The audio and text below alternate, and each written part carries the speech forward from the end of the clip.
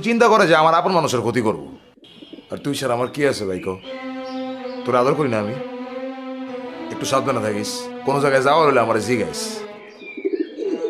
আরে আমার সুলতান ভাইজান আছে না, আমার সুলতান ভাইজান দেখতে কিসের চিন্তা, এই জন্য তো আমি চিন্তাই করি না। আমার বিপদ হইলে আমার সুলতান ভাইজান পঙ্কিরেজের মতো না আমার ছাড়া নিয়ে যাবো না।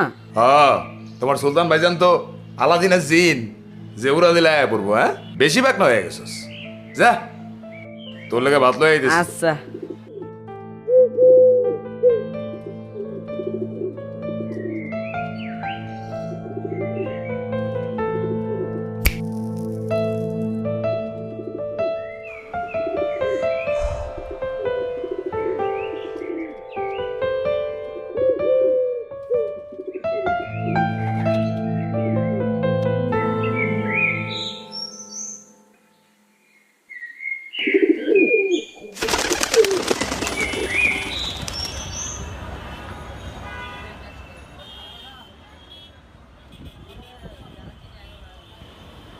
হ্যাঁ ভাই, তোর ওই নাগর সুলতান কি শুরু করছে?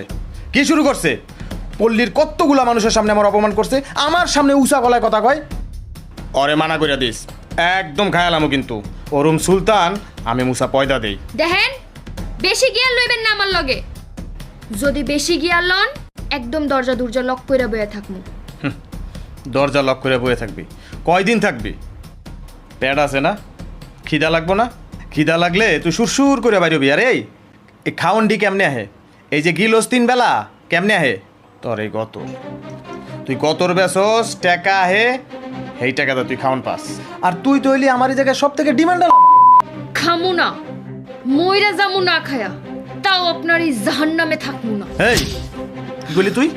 তুই মরবি মানে? আমার অর্ডার ছাড়া তুই মরতেও পারবি না, মনে রাখিস। সুলতান রে চিনেন না আপনি। সুলতানের তার যদি একবার ছিঁড়া যায়, আপনার কোনো অস্তিত্ব থাকবো না।